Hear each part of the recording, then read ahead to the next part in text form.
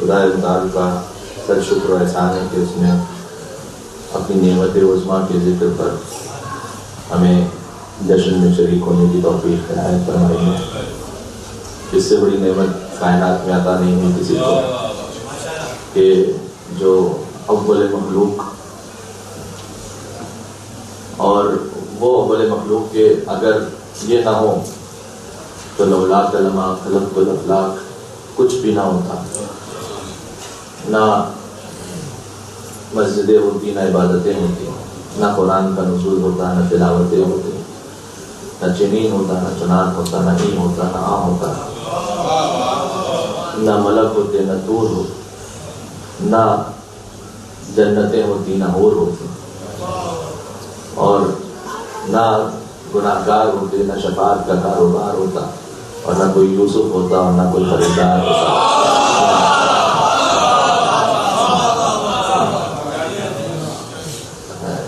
اول عالم پر مل کے صلوات بھیجے محمد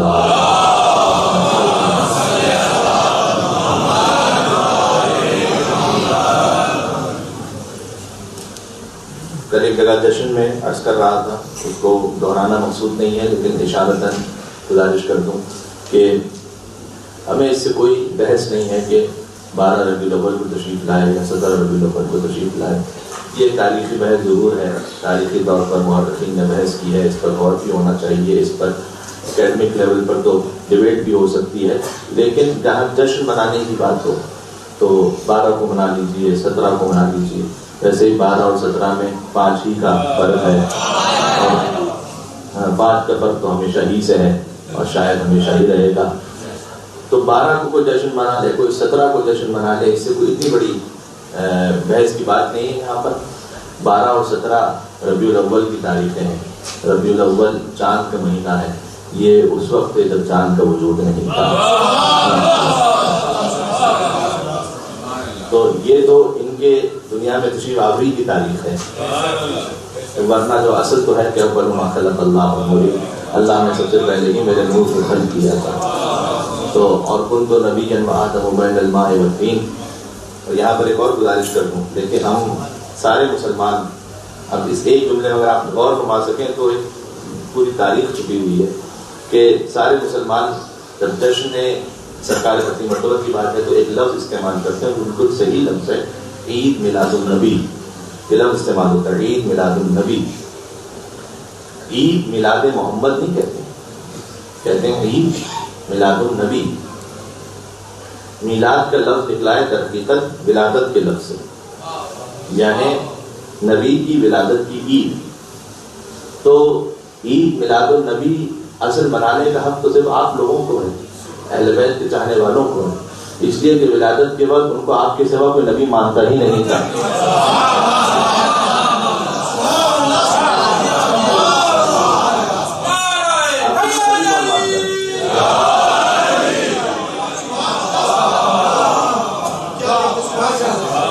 عید میلاد محمد تو نہیں ہے، عید میلاد نبی۔ تو نبی ولادت کے وقت ان کو نبی مانتا کون ہے سوائے اہل بیت کے چاہنے والوں کے؟ ہم نے انہیں نبی مانا، اول مخلوق وہیں سے نبی مانا۔ ہاں بعد میں جو ماننے والے ہیں وہ 40 سال تک انتظار کرتے رہے، 40 سال۔ اور یہ بھی در حقیقت بات یہ ہے کہ چونکہ جب نبی کے ساتھ اٹھنے بیٹھنے والے افراد کی بات کی تو جب انہیں بلند نہ کر سکیں تو طریقہ یہ ہے کہ نعوذ باللہ نبی کو اتنا گھٹا دو کہ ان میں اور ان میں کوئی فرق زیادہ محسوس نہ ہو۔ ورنہ در حقیقت بات تو یہ ہے کہ یہاں یہ سوال ہی نہیں بنتا کہ پہلا، یعنی اگر مولا علی سے کو پوچھا جائے جو لکھ دیا تاریخوں نے کہ نبی نے اعلان نبوت فرمایا، اس وقت وہ نبی بنے، اور آپ اس سلسلے میں جو روایات پڑھیں تو آپ تعجب میں مبتلا ہو جائیں گے کہ یہ شان نبی بیان ہو رہی ہے یا یہ کوئی اور ہے کہ جو تاریخ لکھ رہا ہے۔ یعنی یہ کہ باقاعدہ نعوذ باللہ من ذالک نبی کے دل کا آپریشن ہوا، اور 3 مرتبہ لکھا ہوا ہے تاریخوں میں کہ 3 مرتبہ نبی کے دل کا آپریشن کیا گیا۔ اور اس میں الفاظ نہیں کہہ سکتا، فقط اشارتاً کہوں گا کہ جو کچھ کمیاں یا کوتاہیاں تھیں اس کو نکال دیا گیا، اور پھر اقرا بسم ربک الذی خلق کی جو آیت نازل ہوئی، اور ثبوت کے طور پر یہ کہتے ہیں کہ الم نشرح لک صدرک، کہ اے نبی کہ ہم نے آپ کے دل کو نہیں کھول دیا، کہ آپ کے سینے کو نہیں کھول دیا. اور شرح صدر سے یہ مراد لیتے ہیں کہ یقیناً ان کا سینہ کھلا ہوگا اور یقیناً اس میں آپریشن ہوا ہوگا. تو میں کہتا ہوں کہ ان سے اچھے تو بہت وہ یہودی ہیں کہ جن کے نبی کے لیے قرآن کریم میں آیت ہے کہ رب اشرح لی صدری، حضرت موسیٰ علیہ السلام رب اشرح لی صدری، بہترین الفاظ کے ساتھ پروردگار میرے سینے کو کشادہ کر دے. ویسر لی امری واحلل عقدۃ من لسانی یفقہوا قولی واجعل لی وزیرا من اخی ہارون واجعل وزیرا من اہلی ہارون اخی، کہ پروردگار میرے اہل میں سے ایک وزیر بنا دے کہ جس کا نام ہارون ہے اور جو میرا بھائی ہے. پتہ چلا کہ جو وزیر، نبیوں کے جو وزیر ہوتے ہیں وہ اٹھنے بیٹھنے والوں کے درمیان سے نہیں ہوتے، وہ رشتہ داروں کے درمیان سے ہوا کرتے ہیں. یہ سنت حضرت موسیٰ علیہ السلام ہے. اور رب اشرح لی صدری، پروردگار میرے سینے کو کشادہ کر دے. کہاں کسی یہودی نے یہ کہا کہ حضرت موسیٰ علیہ السلام کے دل کا آپریشن ہوا تھا، کیونکہ انہوں نے دعا کی تھی کہ میرا سینہ کھل جائے.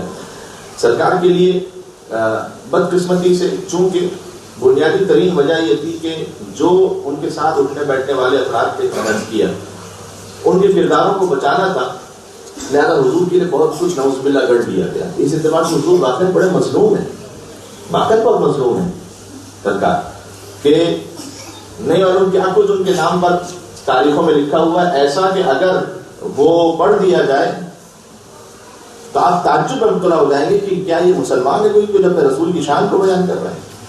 مجھے اسی طریقے سے یاد ہے ڈاکٹر کلبزاری صاحب، ان کی ایک کتاب تھی، اس میں انہوں نے ایک بات لکھی تھی اپنی جگہ کے ایک واقعہ لکھا تھا انڈیا کا، اور اس میں انڈیا کا واقعہ انہوں نے لکھا تھا کہ صاحب آئے جشن عید میلاد النبی کا، اور چونکہ ایک مسلمانوں کے درمیان ایک متفقہ کانفرنس ہو رہی تھی تو ہر فرقے ہر مسلک سے تعلق رکھنے والے علماء تھے، تو اس میں صاحب آئے اور انہوں نے نبی کی ذات کے لیے موضوع بنایا کہ نبی کہاں کہاں بھول گئے، نبی کہاں کہاں بھول گئے. اور کہتے ہیں اس کو وہ تقریر کرتے رہے. اچھی خاصی جب تقریر انہوں نے کر لی تو پھر ایک شیعہ مقرر وہ تشریف لائے اور انہوں نے آ کر سے کہا کہ ایک تو یہ کہ خوشی کا موقع ہے، عید میلاد النبی ہے، اگر کسی عام انسان کی شان میں بھی کوئی تقریب ہو رہی ہو، جو خطا کار ہو جو گناہ گار ہو، تو اس دن ان چیزوں کو یاد نہیں کیا کرتے بلکہ اس کی خوبیوں کو بیان کیا کرتے ہیں، اس کے اچھے پہلوؤں کو بیان کرتے ہیں. اور جہاں وہ جو سراپا مجسم عصمت ہے، جب ان کی شان میں کوئی تقریر ہو رہی ہے تو آپ یہ تقریر فرما رہے ہیں کہ جناب. اور پھر انہوں نے اس پہ یہ کہا کہ آپ بھی سبھی کچھ بھول گئے، یہی نہ بھولے کہ نبی کہاں کہاں بھولے، اور اسی بات نے آپ کی ساری تقریر کرنا شروع کر دی. تو یہ شان نبی بیان کرتے ہوئے یہ باتیں ہیں جو کتابوں میں موجود ہیں.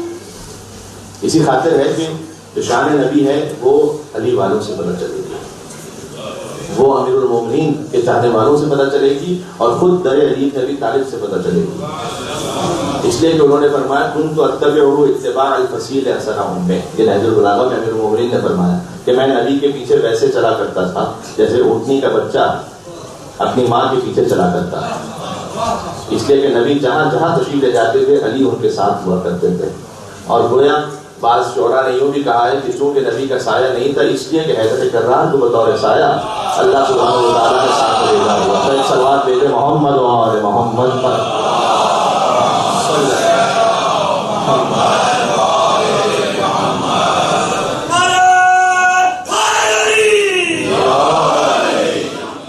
جی ماشاء اللہ.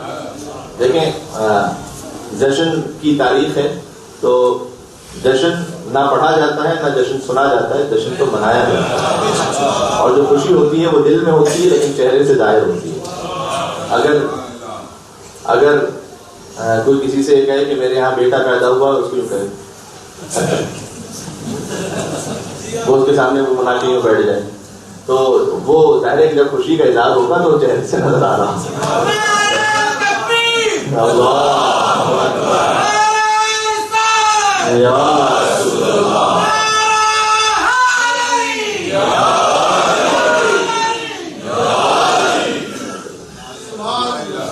تو وہ جو خوشی کا اظہار ہے وہ ہونا چاہیے.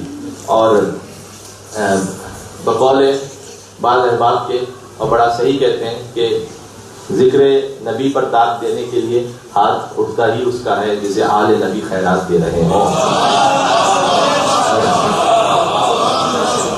جسے آل نبی خیرات نہ دیں اس کا تو نماز میں ہاتھ نہیں کھلتا.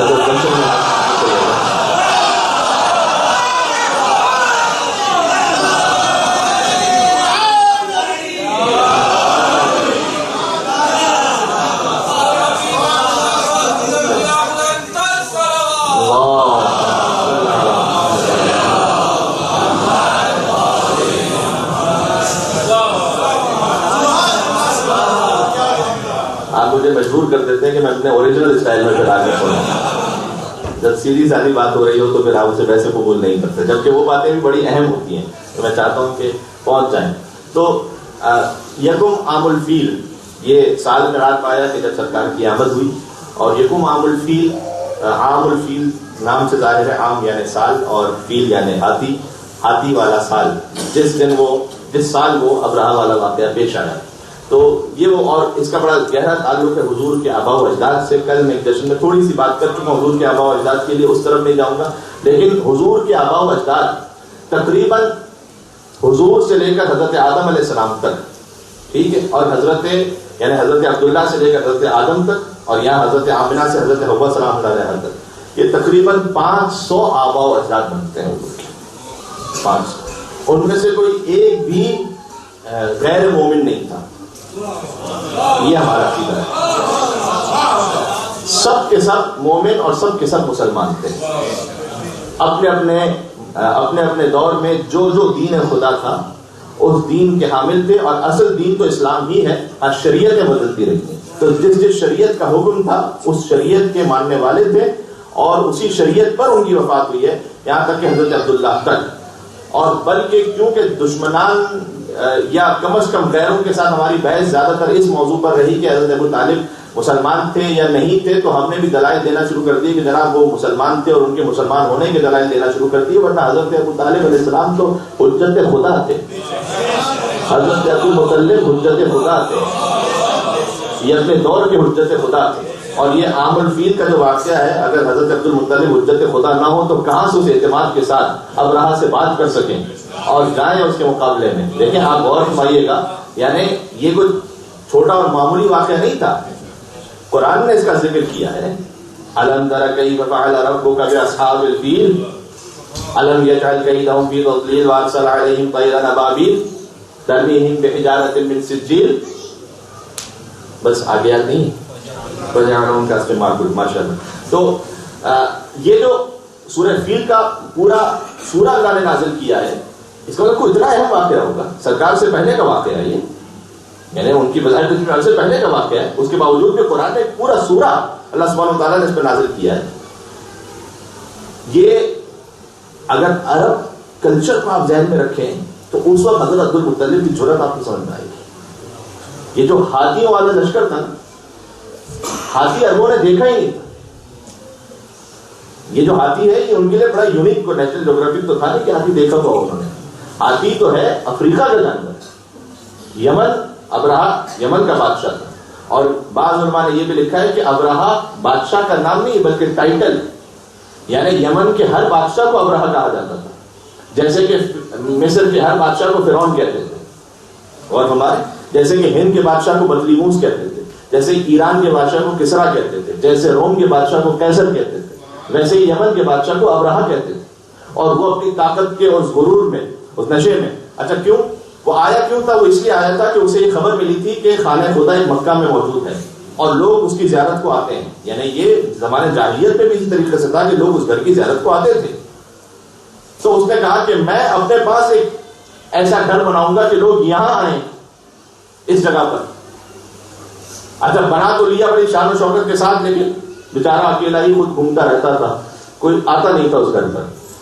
تو اس نے جناب بڑا اچھا, اس نے جو بنایا تھا وہ بھی مٹی اور پتھر کا تھا, جو خانہ خدا تھا وہ بھی مٹی اور پتھر کا.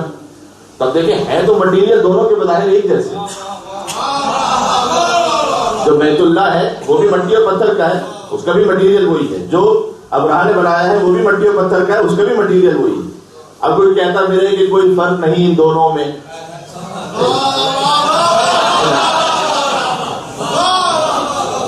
کوئی کہتا میرے کہ کوئی فرق نہیں ان دونوں میں.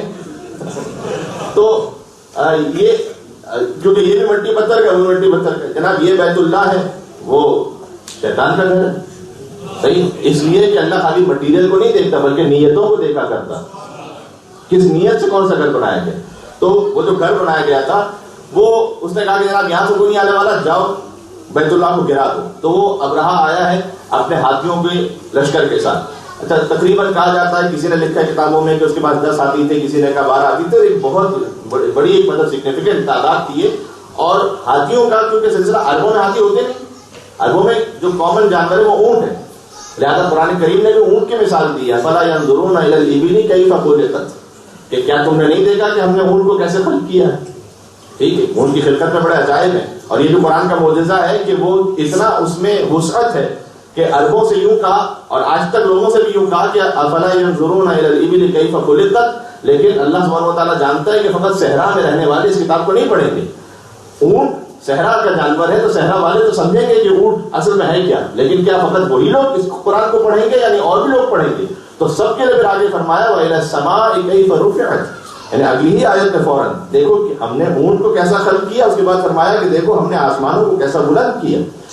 تو یہ قرآن کی وسعت ہے. تو اونٹ ہے، اچھا یہ بھی اللہ نے ظاہر ہے کہ وہ حکیم ہے، اس نے دیکھ کر جانور خلق کیے اور اسی اعتبار سے وہاں پر اور چیزوں کو خلق کیا ہے.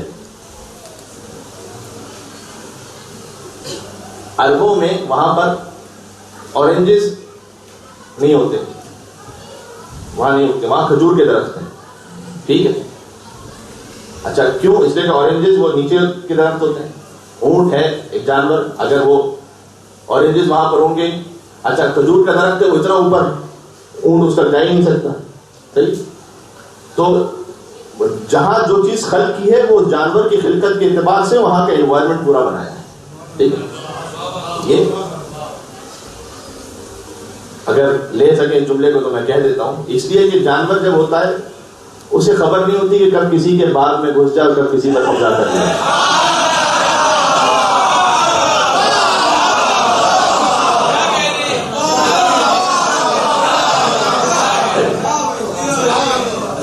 تھوڑا تھوڑا سا جب تک میں آپ کو ہلاتا نہ رہوں تو آپ جاگیں گے نہیں تھے. اس میں ایک سلوات بھیجے محمد و آل محمد صلی اللہ علیہ وسلم. تو جب ابرہا آیا، بس میں اس بات کو مختصر کر رہا ہوں، حضور کے تھوڑا سا آبا و اجداد کا ذکر ہو جائے، 17 کو نہیں ہوا تو پھر کب ہوگا. یہ کہ جب وہ ہاتھیوں کو جب دیکھا عربوں نے تو یہ تو پریشان ہو گئے، اور انہوں نے تو پہلے شکر یہ کون سا جانور ہے، اتنا بڑا جانور، اور اس کی سونڈ اور اس کا جو بھی اس کا آواز نکالنے کا طریقہ کار اور اس کی جو دہشت تھی، تو وہ تو انہوں نے وہی سرنڈر کر دیا. اور وہ آیا اور ابرہا شہر میں لوٹ مار دی، ظاہر ہے کہ اپنی دہشت پھیلانے کے لیے. تو حضرت عبدالمطلب کے 200 اونٹ تھے، وہ لے لیے اس نے، اور کیونکہ اس نے آ کے پوچھا کہ اس جگہ کا سردار کون ہے، تو بتایا گیا کہ عبدالمطلب ہے. تو اس کے جو اونٹ تھے وہ قبضے میں لے لیے. اچھا جب حضرت عبدالمطلب کو اطلاع ملی تو وہ اپنے پوری شان و شوکت اطمینان کے ساتھ اس کے پاس گئے. اچھا ابرہا، یہ آپ نے ہمیشہ سنا ہے کہ ابرہا نے ان کے اونٹ چھوڑ دی، لیکن کیسے چھوڑ دی؟ کوئی وہ فی سبیل اللہ کام کرنا آیا تھا جو اتنے اطمینان سے عبدالمطلب نے بات کی، انہوں نے کہا اچھا ٹھیک ہے جان بھیج جائیے. جی نہیں، ایسا نہیں ہوا تھا. اس لیے کہ اس کے پاس ایک ہاتھی تھا ابرہا کے پاس جس کا نام تھا محمود، اور وہ ہاتھی جو تھا وہ بپرا ہوا تھا بڑا، اور جو اس کے سامنے آ جاتا تھا تو وہ اپنی دونوں ٹانگیں اٹھا کر اور اپنی جو سونڈ تھی اس کو ہلا کر بڑی دہشت ناک آوازیں نکالتا تھا. تو حضرت عبدالمطلب جب آنے لگے تو ابرہا نے کہا کہ ان کے سامنے اسے بھیج دو، اسے بھیج دو، تاکہ دیکھ کے ڈر جائیں گے اور خوف سے چلے جائیں گے. تو عبدالمطلب وہاں پہنچے، اور جیسے اب یہ لکھا کتابوں میں، آپ غور فرمائیے گا کہ جب وہ محمود وہ جو گراتا تھا سامنے اور وہاں پر جو پھبر جاتا تھا، عبدالمطلب جیسے پہنچے تو بالکل ایسے جیسے کسی کے سامنے سجدے میں جھک رہا ہو، عبدالمطلب کے سامنے وہ جھک گیا.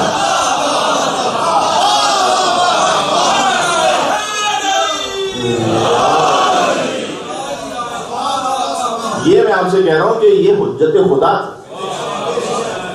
بات سمجھ آ رہی ہے؟ وہ جو ائمہ علیہ السلام کے واقعات میں ہمیں ملتا ہے کہ جو درندے جانور ہوتے تھے ان کے سامنے سر تسلیم خم ہو جاتے تھے، وہ عبدالمطلب علیہ السلام کی ذات میں نظر آیا کہ جب وہ اطمینان، تب ابرہا وہ تعجب میں آدھی مطلب جنگ تو وہ وہیں آ چکا تھا، اور اس نے کہا کہ جناب یہ آتی جو کسی کو سامنے ٹھہرنے نہیں دیتا تھا، کیسے عبدالمطلب کے سامنے رکھنے میں چک گیا. اور پھر عبدالمطلب وہاں گئے، اور ابرہا، یہ ظاہر ہے کہ میں جو باتیں پڑھ رہا ہوں کتاب سے دیکھ کے آپ کے سامنے پڑھا، اور یہ والی بات تفسیر نمونہ میں لکھی ہوئی، آپ جا کے خود بھی دیکھ سکتے ہیں کہ ابرہا اتنی ہیبت اور ابوہت میں آ گیا ان کی کہ وہ اپنی مسند پہ نہیں بیٹھا، وہ نیچے آ گیا اور عبدالمطلب کے ساتھ نیچے بیٹھا اور بات کرنے لگا، اور کہا کہ جی فرمائیے کیا آپ کہنا چاہتے ہیں. تو عبد المطلب نے کہا کہ تمہارے سپاہیوں نے میرے 200 اونٹ لے لیے، انہوں نے واپس لینے آیا ہوں. تو اس وقت ابراہ نے جملہ کہا کہ میں تو آپ کو بہت عظیم انسان سمجھ رہا تھا، اس جملے سے میرے دل میں وہ جو آپ کی جو عظمت تھی وہ کچھ کم ہو گئی، کہ میں تو سمجھا تھا کہ آپ خانہ خدا پر بات کرنے کے لیے آئیں گے اور کہیں گے کہ میں کعبے پر حملہ کرنے کے لیے آیا ہوں، تو چلو کعبے پر حملہ نہ کرو، آپ اپنے اونٹ کی بات کر رہے ہیں اس موقع پر.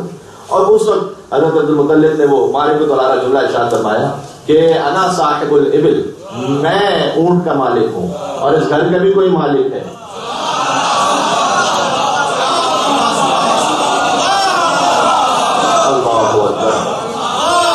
فرمایا کہ اس گھر کا بھی کوئی مالک ہے اور وہ جو اس گھر کا مالک ہے وہ خود اس کی حفاظت کرنا جانتا ہے.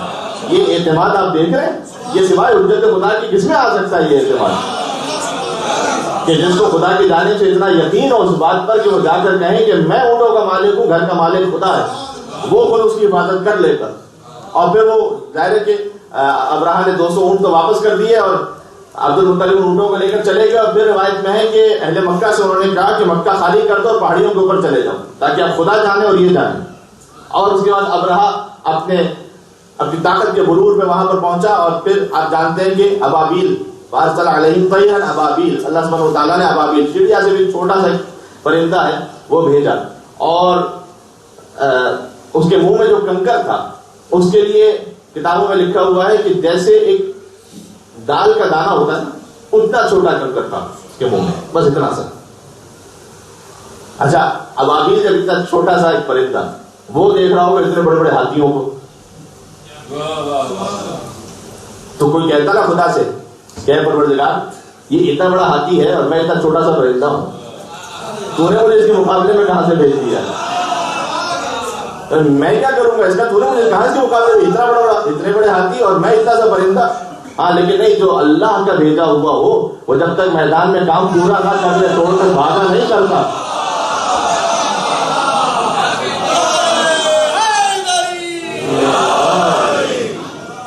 کوئی ایک بھی بھاگا نہیں وہاں سے کہ کسی ابابیل نے ٹرن لے لیا اس نے کہا میں کیا کروں گا اس ہاتھی کا، نہیں، جب تک کام پورا نہ ہو گیا اس وقت تک چھوڑا نہیں.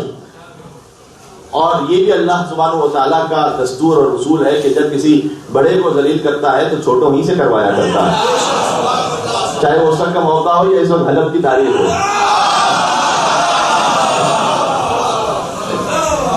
تو وہ اللہ کا نظام ہے کہ کوئی اپنی طاقت کے غرور میں جب آ جائے تو پھر وہ جو دنیا میں بظاہر چھوٹا ہوتا ہے اللہ اس چھوٹے ہی سے ان بڑے بڑوں کا جو غرور ہے وہ خاک میں ملا دیا کرتا ہے. یہ ایسا ہوتا ہے اور ہوتا رہے گا انشاءاللہ. اور جب امام زمانہ علیہ السلام انشاءاللہ تشریف لائیں، اللہم صل علی محمد وعلی محمد، انشاءاللہ ہمیں بھی ان کی نصرت کی توفیق عطا ہو سکے انشاءاللہ.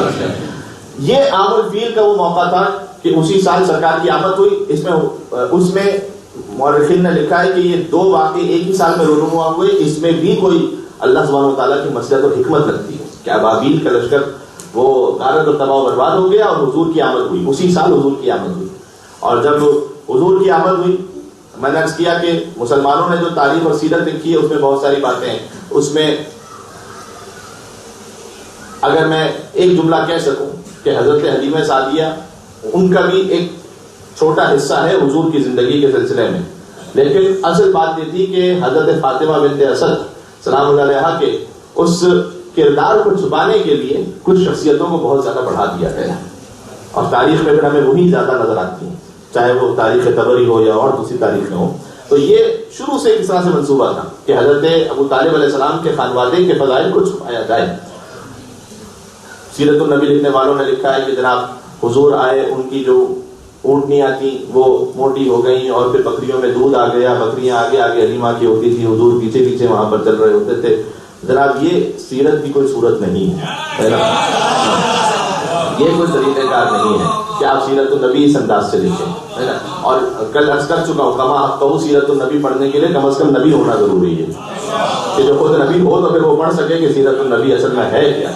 اس لیے کہ جو قرآن کی آیت ہم نے پڑھی ہے وَكَيْفَ إِذَا جِئْنَا مِنْ كُلِّ أُمَّةٍ بِشَهِيدٍ وَجِئْنَا بِكَ عَلَىٰ هَٰؤُلَاءِ شَهِيدًا فَكَيْفَ إِذَا جِئْنَا مِنْ كُلِّ أُمَّةٍ بِشَهِيدٍ. کیا اس وقت روب اور دبدبا ہوگا آپ کا. فَكَيْفَ إِذَا جِئْنَا مِنْ كُلِّ أُمَّةٍ بِشَهِيدٍ، ہم ہر امت میں سے ایک گواہ لائیں گے میدان قیامت میں. جو گواہ اس امت کا نبی ہوگا، حضرت نوح اپنی امت پر گواہ، حضرت موسیٰ اپنی امت پر گواہ، حضرت ابراہیم اپنی امت پر گواہ، حضرت عیسیٰ اپنی امت پر گواہ. اور یہ آ کر یہ کہیں گے کہ میری امت میں کس کس نے کیا کیا کام انجام دیا تھا، اور وہ گواہی دیں گے اپنی اپنی امت کے بارے میں. کئی فریضہ جئنا من کل امت بشہید وجئنا بک علی ہؤلاء شہیدا. اور اے رسول جب یہ سب اپنی اپنی امتوں پر گواہی دے دیں گے تو پھر آپ کو لائیں گے تاکہ آپ ان گواہوں پر گواہ بن کر ان کے کاموں کے بارے میں گواہی دے سکیں. یعنی جب حضور آئیں گے تو پھر انبیاء پر گواہی دیں گے، یعنی آدم علیہ السلام کی تبلیغ پر، نوح علیہ السلام کی تبلیغ پر، موسیٰ علیہ السلام کی تبلیغ پر، عیسیٰ علیہ السلام کی تبلیغ پر. حضور آ کے میدان قیامت میں گواہی دیں گے. گواہ کے لیے ضروری ہے کہ وہ دیکھ بھی رہا ہو، اور فقط دیکھ نہ رہا ہو، حالت شعور میں دیکھ رہا ہو. ایک واقعہ ہو رہا ہے کہ 6 ماہ کا بچہ یہاں پر، تو گواہ تو نہیں بن سکتا. گواہ تو وہ بن سکتا ہے جو دیکھ بھی رہا ہو اور حالت شعور میں دیکھ رہا ہو.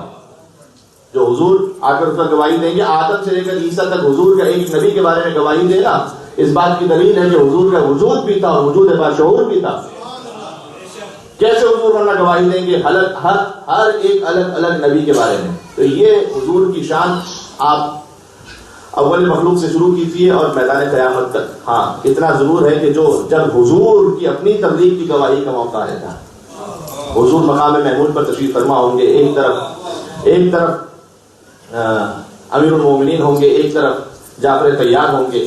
جب بھی حضور کسی نبی کی گواہی دیں گے تو جعفر طیار کو بھیجیں گے، پہلے کہیں گے کہ آپ میری جانب سے جا کے گواہی دیجیے. یعنی جعفر طیار تشریف لے جائیں گے جو گواہی دیں گے حضور کی جانب سے، حضرت آدم پر، حضرت نوح پر، حضرت ابراہیم پر، حضرت موسیٰ پر، حضرت عیسیٰ پر. یا رسول اللہ جب بھی آپ کو دنیا میں کوئی کام پیش آیا سب سے پہلے تو علی کو آگے بڑھاتے تھے، وہی علی کو آگے بڑھاتے تھے. تو اب جب اتنا اہم موقع ہے میدان قیامت میں جہاں اولین اور آخرین کا اجتماع ہے، وہاں علی ساتھ میں موجود ہیں، لیکن آپ اپنی گواہی کے لیے جعفر طیار کو آگے بھیجیں گے. تو حضور کا جواب یہی ہے کہ ہاں ابھی ان انبیاء کی گواہیوں کی بات ہے، جب میرے لیے اللہ گواہ پوچھے گا تو میرا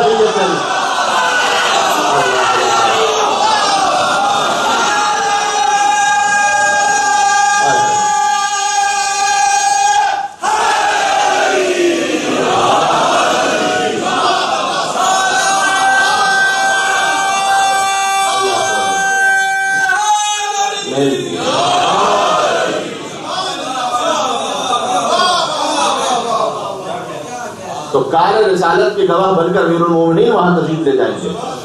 دیکھیں ذکر نبی اب تک میں کر ہی رہا تھا، لیکن ذکر نبی کے ساتھ ذکر آل نبی کو تو جدا نہیں کیا جا سکتا. لیکن ولادت کی تاریخ میں 17 ربیع الاول ہے تو چھٹے امام کی ولادت ساتھ میں ہے. جو وفات کی تاریخ 28 صفر، اس میں امام حسن مجتبیٰ کی شہادت ساتھ میں ہے. یعنی خدا کو بھی منظور نہیں ہے کہ ذکر نبی بغیر ذکر آل نبی ہو جائے، چاہے ولادت کا موقع ہے چاہے وفات کا موقع ہے. ایک فرزند کی ان کی ساتھ کی تاریخ ولادت ہے، ایک تاریخ شہادت ہے. اور چونکہ چھٹے امام کا بھی ذکر ہے تو میں خود بخود ایک غرض بن گیا کہ جو حضور کا اپنا فرزند اور اپنی ان کی نسل سے ہو. امام صادق جا رہے ہیں اور ہاتھ میں عصا ہے. ایک مشہور اس زمانے کا جو امام بن گیا تھا وہ آیا، اس نے عصا کو چھوما. تو امام نے پوچھا کہ عصا کو تم نے کیوں غصہ دیا؟ کہ میں نے سنا ہے کہ آپ کے پاس جو عصا ہے یہ رسول اللہ کا عصا ہے، اس لیے میں اسے غصہ دے رہا ہوں.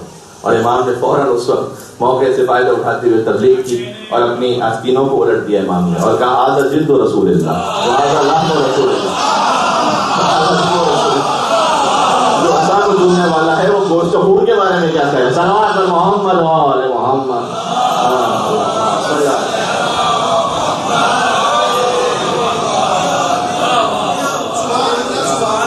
دیکھیں اور یہاں خود بخود بات یہی ہے کہ چونکہ یہ ایک ہی نور ہے، لہذا جب یہاں سے بات شروع کیجیے تو خود بخود بات وہاں تک پہنچتی ہے. ہمارے امام صلی اللہ علیہ وسلم کے فضائل میں کم بیان ہوتا ہے، میں ان کی معرفت اصل بچوں کے ذہن میں آ سکے. امام گزر رہے تھے دریائے دجلہ، وہ ایک طرف بہ رہا تھا. امام کی زندگی کئی سال اور کئی دن عراق میں گزرے. امام صادق علیہ السلام مقام امام صادق میں موجود ہے، اگر آپ نے وہاں زیارت کی انشاءاللہ. تو دجلہ کا ذریعہ وہاں بہ رہا تھا. امام وہاں ایک شخص، امام کی وجہ صاحب بھی ساتھ میں تھے، ایک شخص نے آ کے کہا کہ فرزند رسول ذرا مجھے بتلائیے گا، آپ عرفنی نفسک، آپ مجھے بتلائیں کہ آپ کی شان کیا ہے. امام نے کہا کہ کیا واقعہ تجھے بتلاؤں؟ اچھا امام اس کے پس منظر کو بھی جو بھی شخص امام سے آ کے سوال کرتا تھا ایک جواب نہیں دیتے تھے امام، ہر ایک کو الگ الگ جواب دیے امام نے، اور یہ ہر امام کے ہوتے، اس لیے کہ امام جانتے ہیں کہ اس کی سطح علمی کیا ہے، اس کا پس منظر کیا ہے، وہ کس طرح سے آ کے پوچھ رہا ہے، وہ امتحان کے لیے پوچھ رہا ہے، وہ سمجھنے کے لیے پوچھ رہا ہے، وہ تنزن پوچھ رہا ہے، کیوں پوچھ رہا ہے وہ امام سے. اس لیے امام نے اپنے اصحاب سے کہا کہ اچھا یہ چاہتا ہے کہ یہ ہماری شان کو دیکھ کے لہٰذا اسے پکڑو اور یہ جو دریا بہ ہے اس میں ڈال دو، اٹھا کے پھینک دو اسے. اور صاحب جو ہے حکم امام تو انہوں نے اس کو پکڑا، اٹھا کے پھینک دیا. اچھا وہ ظاہر ہے کہ پھر کچھ تیرتا ہوا باہر آ گیا، وہ یتعجب من فعل الامام، اور امام کی فعل میں بڑا تعجب کرنے لگا، اور اس نے کہا کہ اگر میں آپ فرزند رسول نہ ہوتے تو میں کسی اور لہجے میں آپ سے بات کرتا کہ آپ نے جو میں آپ سے پوچھنا چاہ رہا ہوں کہ آپ کے فضائل اور آپ کی شان کیا، آپ نے مجھے اٹھا کے دریا میں پھینکوا دی. امام نے کہا کہ اپنے صاحب سے کہ اب تک اسے ہماری شان پتہ نہیں چلی، اسے ذرا دور اٹھا کے آگے پھینکو. اچھا انہوں نے پھر اسے پکڑا، ہاتھ سے لے کر کے پھر اٹھا کے پھینک دیا. اس لیے میں نے کہا کہ امام کسی کے پس منظر بیک گراؤنڈ کو جانتے ہوئے وہ بات کر رہے ہوتے ہیں. آپ نے یہ کام نہیں کرنا کسی کی تکلیف، مطلب کہ امام نے کہا تھا سنت امام بن کے دریا میں پھینکو تو پھر کسی مومن کو سمجھ میں آئے گا. تو وہ ہوا یہ کہ اس کو جب تھوڑا سا دور پھینکا تو وہ پھر بھی مشکل سے تیرتا وہ باہر آ گیا. کہتا آپ نے یہ کیا لگا کے رکھا ہوا ہے؟ میں آپ سے آپ کے فضائل پوچھتا ہوں، آپ مجھے دریا میں. امام نے کب تک بھی سے ہماری شان سمجھ میں نہیں آئی، تھوڑا دریا میں دور اور سینٹر میں اس کو پھینکا، اور وہ گئے انہوں نے جتنا انہوں نے کہ بس پتا جا کے پھینک دیا اس کو. اور جب ڈوبنے لگا وہ بالکل دریا کی وسط میں جانا، امام صادق علیہ السلام نے دریا میں چلنا شروع کیا اور اس کا ہاتھ پکڑا اور اسے باہر کی طرف لے آئے. جب باہر کی طرف لے آئے تو امام قدموں گر کے کہا مولا میں سمجھ گیا کہ آپ کی شان کیا ہے. امام نے کہا کیوں؟ کہتا ہے کہ میں جب تک خود سے باہر آ رہا تھا مجھے سمجھ میں نہیں آ رہا. امام صادق ہے یہ فرمایا کہ جب تک میں خود سے باہر مجھے سمجھ میں نہیں آ رہا تھا، لیکن جب میں ڈوبنے لگا تو ما رأیت بین المشرق والمغرب الا جعفر الصادق. کہتا ہے میں نے مشرق میں جہاں دیکھا مجھے جعفر صادق نظر آیا، میں نے مغرب میں جہاں دیکھا مجھے جعفر صادق نظر آیا. تو مجھے یقین ہو گیا کہ اگر کوئی بلاؤں سے اور مصیبتوں سے بچا سکتا ہے تو سوائے جعفر صادق کے اور کوئی نہیں ہے. یہ امام جعفر صادق علیہ السلام اور ہم امام کے ساتھ. لہذا ہم وہ خوش نصیب ہیں کہ جو محمدی بھی ہیں اور جعفری بھی ہیں، کیونکہ جو جعفری ہیں در حقیقت وہی محمدی ہیں. اور جو شاہ جی نے بات کہی تھی در حقیقت یہ کسی ایک خاص پریزیڈنٹ کی بات نہیں ہے، کسی خاص کمیٹی کی بات نہیں ہے، تو کمیونٹی کی بات ہے کہ ہم آئیں آگے بڑھ کر اس میں جو اپنا حصہ ڈال سکتا ہے وہ ضرور شیئر کریں. اور جب یہ انشاءاللہ معاملات اور آگے بڑھیں گے تو میں اس پہ اور بات کروں گا. میں 2 منٹ باقی ہیں شاید اذان ہونے میں، یہ جملہ سن لیجئے گا. ہم یہ سمجھ رہے ہوتے ہیں کہ جو میرے پاس ہے گھر پہ یا بینک اکاؤنٹ میں ہے وہ میرا ہے اور وہ باقی رہ جائے گا. حضور سے پوچھتے ہیں کہ کیا باقی رہ جائے گا. حضور نے اپنی زوجہ کو دیا تھا کہ گوشت تقسیم کر دوں، تو گوشت تقسیم کر دیا انہوں نے، کچھ باقی رہ گیا. تو انہوں نے آ کے حضور سے کہا کہ یا رسول اللہ ہم نے تقسیم کر دیا ہے لیکن کچھ باقی رہ گیا. تو حضور نے لطیف جملہ فرمایا کہ جو دے دیا ہے وہ رہ گیا.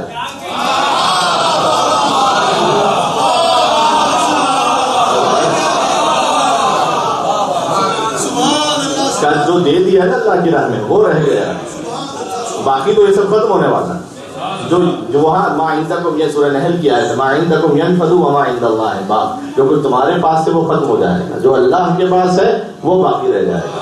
تو جو کچھ میرے پاس ہے وہ ایک دن ختم ہو جانے والا ہے، آگے دے دیا اللہ کی خدمت میں، تو جو اللہ کے پاس ہے وہ باقی رہ جانے والا ہے. توصیف محمد کی ہو، تحریر کہاں تک، ناچیز کا ادراک تو پہنچا ہے یہاں تک کہ جبریل کے پر چلنے کا امکان ہے جہاں تک، نالین محمد کی رسائی ہے وہاں تک.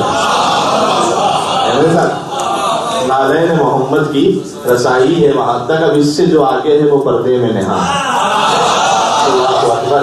پردے کے پیچھے کون ہے تو جانتے ہیں نا بھائی، جس سے جو آگے ہے وہ پردے میں نہا ہے. بازو ہے محمد کا تو حیدر کی زبان ہے. اللہ اکبر. مل کے سلوات بھیجے محمد وآل محمد صلی اللہ علیہ محمد. برحمتك يا أرحم الراحمين وصلى الله على محمد وآله الطاهرين.